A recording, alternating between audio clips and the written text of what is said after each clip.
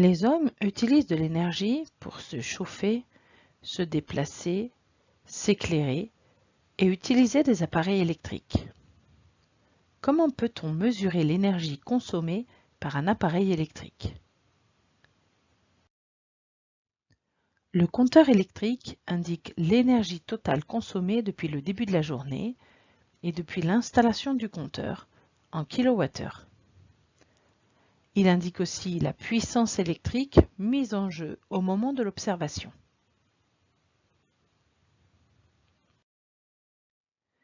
La puissance correspond à l'énergie consommée par unité de temps. Son unité est le joule par seconde et s'appelle le watt.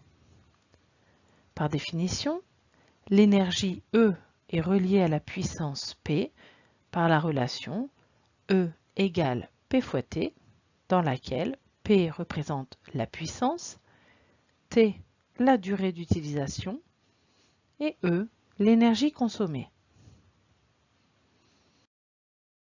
Dans cette relation, l'unité de la puissance est le watt, la durée la seconde, l'énergie s'exprime ainsi en joules.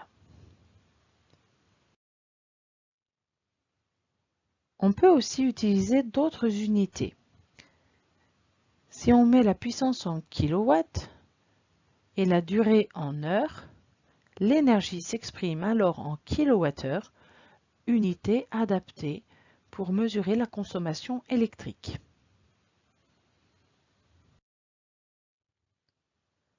Voici un radiateur électrique et des indications portées sur l'étiquette. Ce radiateur électrique a une puissance P de 1500 watts, c'est-à-dire P égale 1,5 kW. Supposons qu'il fonctionne pendant 2 heures, c'est-à-dire 2 fois 3600 secondes. Ce radiateur consomme l'énergie E égale P fois T, c'est-à-dire E égale P 1500 fois T, la durée exprimée en secondes, 2 fois 3600. On trouve une énergie de 10,8 10 puissance 6 joules. Si maintenant on utilise l'autre unité de l'énergie, E est égal à 1,5 kW fois 2 heures, ce qui donne 3 kWh. Rappelons la conversion, 1 kWh égale 1000 Wh, égale 1000 fois 3600 watts secondes, en remplaçant 1 heure par 3600 secondes, ce qui correspond à 3 600 000 joules.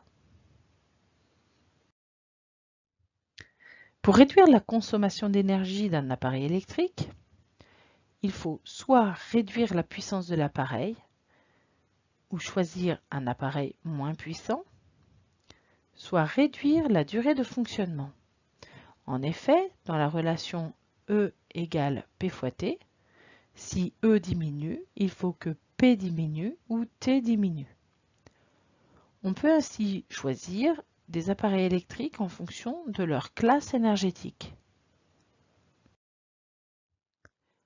La loi oblige les fabricants d'appareils électroménagers et d'ampoules à donner la classe énergétique.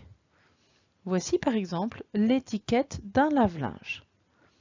Sur cette étiquette est indiquée la classe énergétique, ici la classe A, économe, ainsi que la consommation d'énergie en kWh par cycle, ici 0,95 kWh par cycle.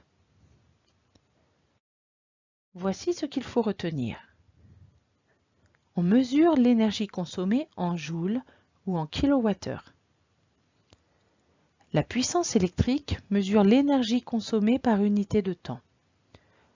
La relation les liant est E égale P fois T, P la puissance en watts, T la durée en secondes et E l'énergie en joules. La consommation électrique dépend de la puissance d'un appareil et la durée d'utilisation. La classe énergétique d'un appareil donne une indication sur sa consommation. Est-ce qu'il est énergivore ou économe?